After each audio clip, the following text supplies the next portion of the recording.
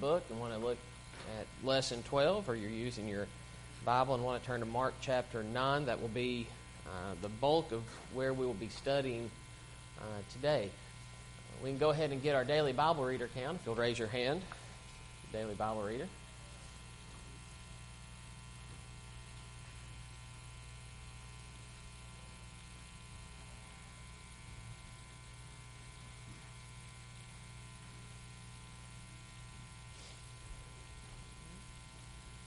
And if by chance someone would like a book, Barry's got one. Come down, raise your hand for that. He'll give you one of those.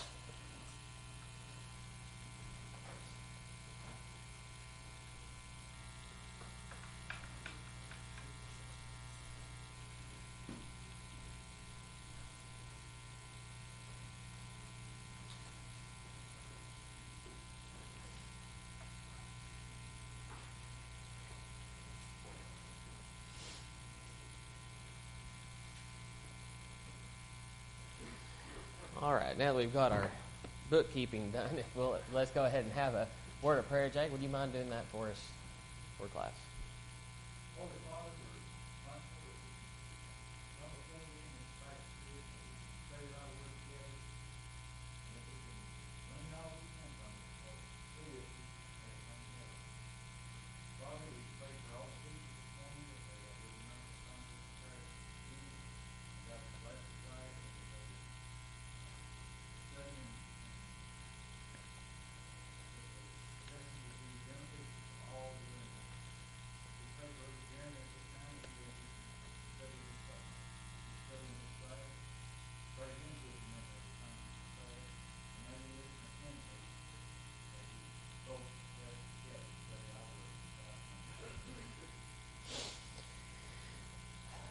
As we're nearing the end of this series of lessons on Elijah, today we're looking at Elijah and Jesus.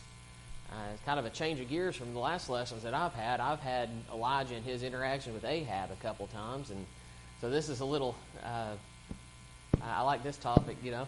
I get to shift gears a little more and talk about Elijah and Jesus and the interaction, specifically the Transfiguration. As we move into the New Testament, we see that Elijah, we know Elijah's an important character in the Old Testament. He's a prophet, and really, as we'll see, the representation of the prophets. But as a character in the New Testament, he's also important.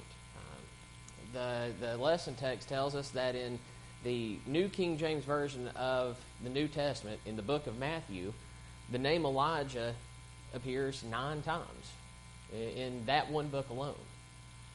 So the importance of Elijah to first century Jews can't be overstated. He's an important character, and the fact that he was carried away and he did not die, and he is that representation of the prophets. And we saw in Malachi that he would be that Malachi prophesied that Elijah would come, or as we saw last week, the representation of John would come to prepare the way for the Lord, or for Christ. So the importance of Elijah is there. The problem is there was a lot of confusion as to how Elijah would come, or who Elijah was in the context of first century Jews and what would be first century Christianity. There was confusion, as we saw last week with our lesson comparing Elijah to John, and then this week Elijah to Jesus. There was confusion. When Christ was talking to his apostles, and he asked, who do people say that I am? Some said that he was John. Some said that he was Elijah. There was a lot of confusion. And we'll talk a little bit more about the confusion that came about towards the end of the lesson as we get there. But I guess the point that I want to take away is that as these people who were there at the time had confusion, it's no wonder that there's confusion in our world today. But at the same time, we don't need to take for granted that we have the complete revealed Word. You know, there was some confusion. They were in the process of this wonderful thing where Jesus had come and the kingdom was being set up on this earth as His children. And so I guess I can understand some of the confusion and how Christ had to explain a lot of it. But now we have the complete revealed Word. So it's hopefully we can clear up that confusion. Unfortunately, many people do not. The point of this lesson, as I move into it, is that it solidifies the position of Jesus in the kingdom. And we'll see how that comes about as we get into the text. So let's go ahead and do that. Turn with me to Mark chapter 9, or use your lesson text if you prefer.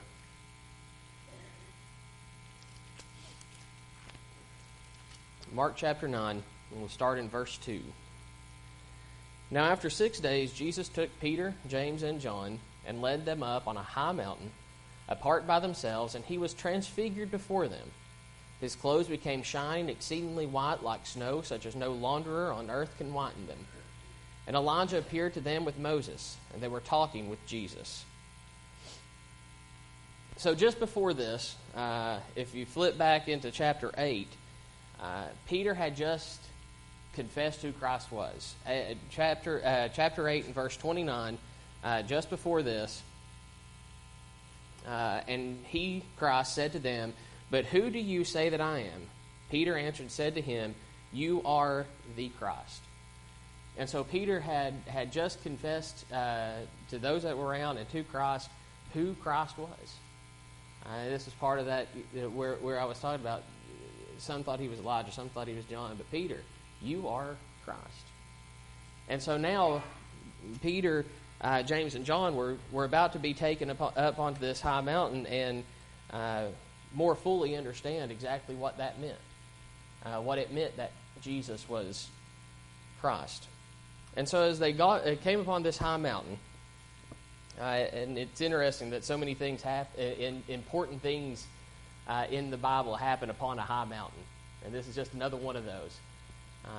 The three of them were taken up by Jesus on this high mountain, and He was transfigured. Now, what is a transfiguration? That's one of those words and one of those parts of text where as I was young and reading the Gospels and whatever, you go through this, and he was transfigured, and all this happened. But what exactly is a transfiguration? Well, it kind of depends on where you're at in Scripture. Because the word that's used for transfigured here is also used over in Romans chapter 12. If you want to flip over to Romans chapter 12, I'll read it to you.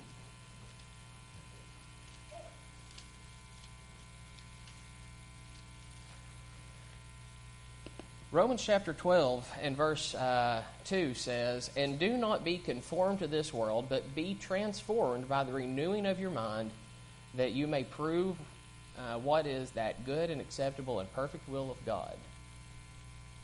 So the context here is different. The context of Jesus' transfiguration and the context of Romans chapter 12 is a transformation of us, of people, of Christians. Not being conformed to the world, but being transformed in this way as a Christian. And so it's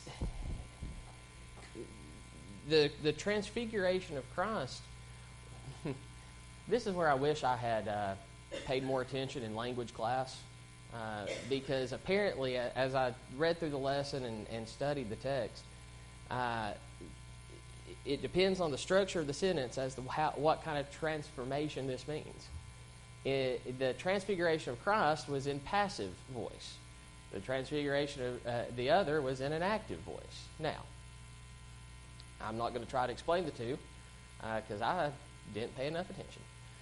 But it depends on the way the sentence is structured. And for Christ, it was it was more of an outward change, a change. As we read here, he turned so white that as no launderer on earth could make him. I think that signifies his nature, the purity of Christ's nature. But this change was not it didn't change who he was. It didn't change his nature. It changed his appearance to show who he was to those who were standing around. The transformation of Christians has to be a change of our nature, a change from an earthly mindset to not being conformed to the world and to be transformed into pureness and a follower of Christ. So here, this transfiguration of Christ, he's changed before them. The Matthew account says that his face shone, and then here, as we read, he became white like snow.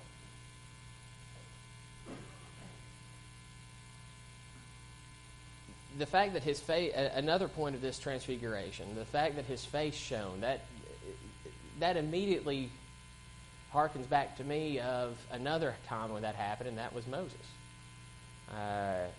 Whenever he was in Exodus chapter 34, his face shone. Now, his was because he was in the presence of God. Jesus is God. But that was this transfiguration. Christ changed, and at the same time of this change of appearance to those who are around him, two others appeared. And that gets to the reason why we're here in this text. One of which was Elijah, a representation of the prophets, and the other was Moses, the representation of the law. The use of these two, the law and the prophets, to represent the religious history of Jews is used by Christ other times. Matthew 22, verses 34 through 40, where Christ is asked, what's the greatest command? And he goes through, and at the end he says, and all of this rests the law and the prophets. So he uses that symbolism of other places. Here they're personified. Here on this mountain in front of Peter, James, and John, and Jesus transformed, and the law is personified in Moses, and the prophets is personified in Elijah. And so we move on to verse 5. Then Peter answered and said to Jesus, Rabbi, is it good for us to be here? I'm sorry, it is good for us to be here. That makes a difference. It is good for us to be here. And let us make 3 tabernacles, one for you, one for Moses, and one for Elijah. Because he did not know what to say, for they were greatly afraid. And a cloud came and overshadowed them, and a voice came out of the cloud saying, This is my beloved Son, hear him. Suddenly, when they looked around, they saw no one anymore, but only Jesus with themselves. Now, as they came down from the mountain, he commanded them that they should tell no one the things they had seen till the Son of Man had risen from the dead.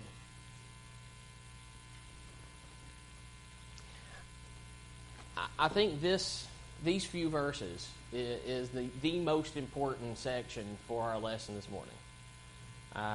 This is the key. Before we get to that, we need to address Peter's reaction. So Peter's standing here on this mountain, and the text tells us that they're all afraid. And he offers to build all 3 of them a tabernacle.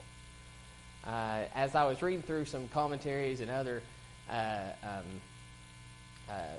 translations and whatnot, what it means by tabernacles is kind of debated, whether it was an altar, a tabernacle, as we think of a place to worship. Some say it could be translated as a booth or a habitation, somewhere for them to live. Maybe he was trying to give a reason for them to stay with him longer. But regardless, the point is he was offering to do the same for all three. And if it was the intention to create a tabernacle for worship, then he was highly misguided. Because by giving each of them a tabernacle, make one for Elijah and one for Moses and one for Christ, what's he done? He's putting them all on a level playing field. Here's the tabernacle for Christ, and here's one for Moses, and here's one for Elijah. The law and the prophets and Christ, you all should be worshipped, if that's his intention. And like I said, the text is clearly shows that they were afraid. And whether he obviously, I don't think he meant to be blasphemous to Christ by making the other two equal as him. Whenever you're in a moment where you're stunned, you say things that you don't think through first. But I'm sure it was well-meaning, but it would be incorrect because they are not equals to Christ, and that's when the most important thing from this text happens. When you look at verse 7, this is when God steps in. And a cloud came and overshadowed them, and a voice came out of the cloud saying, "This is my beloved Son, hear him." Now, what does that remind us of? Flip back to in the same book, Mark, to chapter 1.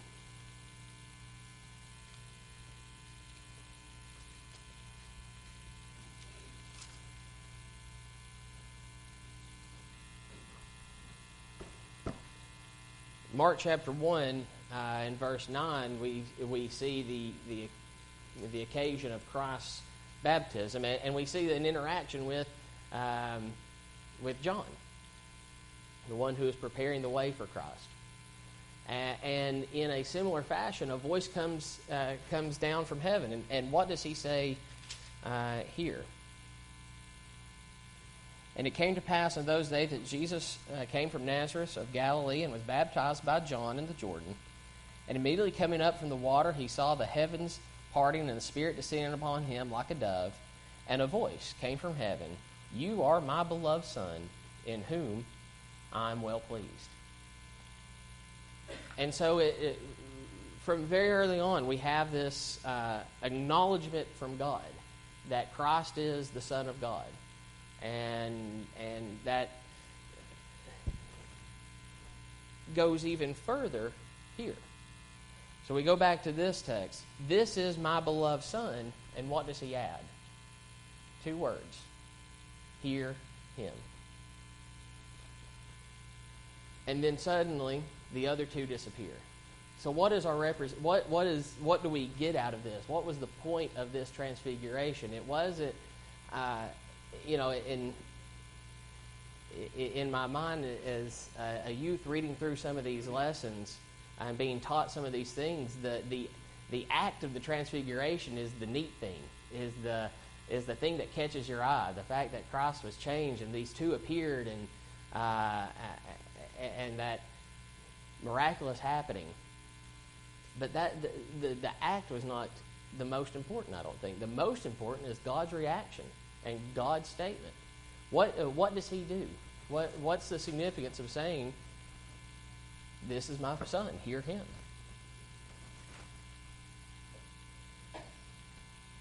Who are we supposed to follow? Christ. Are we supposed to follow the law? Are we supposed to follow the prophets? No. Now, do...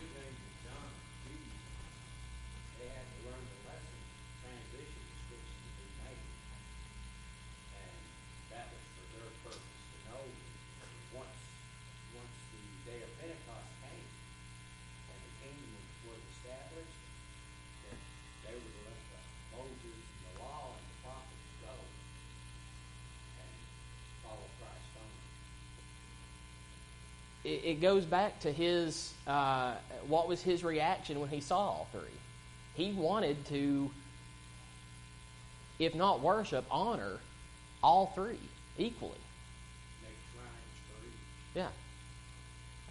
And so without the intervention of God to make plain and clear who they were to follow, the risk here is that, as strong as Peter was, because you go back to the chapter before, Peter's the one that said, "You're the Son of God."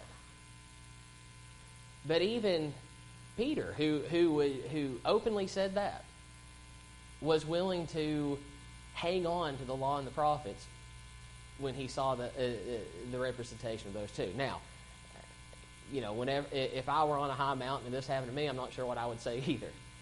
But maybe what was in the back of his mind, what naturally came out was, I want to worship all three of you. And so, what I find interesting is it says, while he was yet speaking, while he was still speaking, he hadn't even gotten out everything that he was going to say about building these tabernacles or booths or shrines, whatever, for all three of them. God stepped in, and he made plain and clear that although this is not to say that we don't learn good things from the law, and we don't learn good things from the prophets. There's a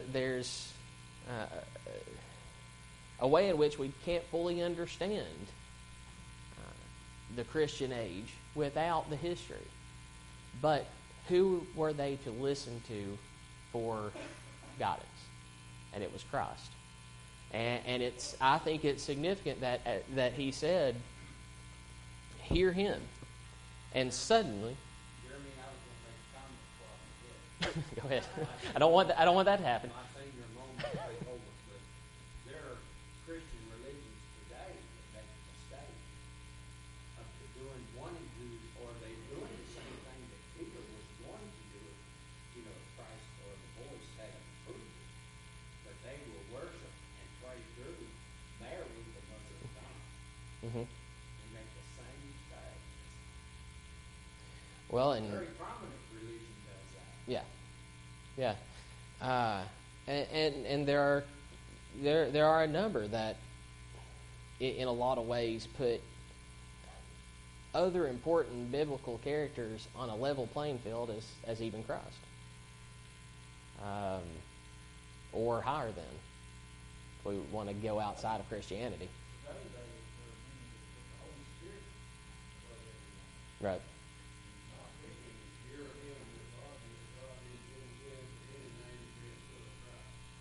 Right. And I think that's the significance of, as soon as he said, "Hear him," the other two disappeared. I don't think we can overlook the symbolism of that. God interrupted Peter in his proposition to honor all three, to say, "No, this is my son, hear him," and the other two vanished. I don't think we can understate how important that image would have been to the three that were there. I don't think there would be any confusion at this point as to who they were to follow, and the importance of the law and the prophets. Yeah, they go as far as to make statues of Mary, put them in their cathedral, and then they kneel before and pray to Mary. Right. And that is so foreign to the New Testament Word of God. But they've been taught that from when they're this big. Yeah. And it's hard to teach truth to somebody that's been brainwashed through their childhood,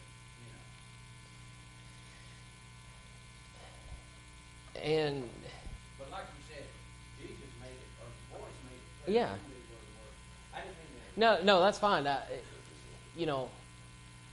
I guess in a way, I understand Peter and his desire to follow, to honor Moses or honor Elijah. I have a harder stretch with the Mary thing. But regardless, it doesn't much matter, because it was clear. This makes clear who was to be heard, and it was Jesus. Well, so you can teach these to the Catholic people, but they don't believe what the New Testament says. Their tradition Yeah. Right. Before we move on from where the Moses and Elijah had appeared, there's one thing that just kind of a side note that I find curious is, in verse 4, and Elijah appeared to them with Moses, and they were talking with Jesus. And that's all we're told. They were talking with Jesus. Wouldn't it be interesting to know what Moses, Elijah, and Jesus were talking about? That's one of those things that really, it matters neither here nor there, but that, fly on the wall kind of moment, I think. What were those three great figures talking about? So as they were coming down, in verse 9, now as they came down from the mountain, he commanded them that they should tell no one the things that they'd seen until the Son of Man had risen from the dead. And this was a point that I found that I've always seemed interested in, that here and also after, once again, going back to the chapter before, when Peter makes that confession, Christ has a similar response. Don't tell anybody about me. And I've always found that interesting. Why should they not have run down the mountain and said, "This is Jesus, the Son of God. This, what we've just seen." Why not?